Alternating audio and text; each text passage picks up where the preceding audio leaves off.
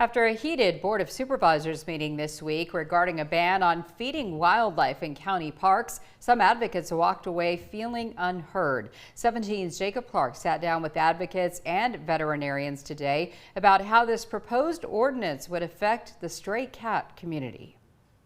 The County Board of Supervisors introduced an ordinance which would ban feeding wildlife on county parks and property, including stray cats. Suffice it to say, animal advocates were not happy. Why can't we do better? I don't understand why we can't do better. And so we get yelled at and we get harassed and we get issues like this, which bring us down here. You don't resolve the problem by making another law.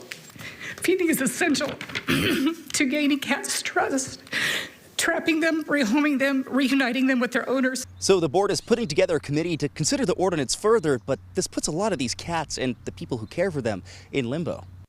I have 4 colonies I feed and manage, and I've done that for several years. And everybody's fixed, everybody's vaccinated and have the ear chips. Carol Ewing is a volunteer for the Cat People, a shelter that rescues abandoned cats in dire situations or who live in our parks. At the meeting, board members debated how spay and neuter operations could be the answer to the stray cat crisis, but these advocates fear the board doesn't have a proper understanding of the scope of Trap Neuter Return, or TNR. I would love to invite someone to come out one time, follow Carol around, come out to Hart Park and watch the TNR in practice, because I don't think they really have an understanding. They keep talking about the number of cats abandoned at Hart Park. If they were to drive around Bakersfield, city or county, they would see as many. Even some of the veterinarians performing these neuter operations aren't confident a feeding ban would help.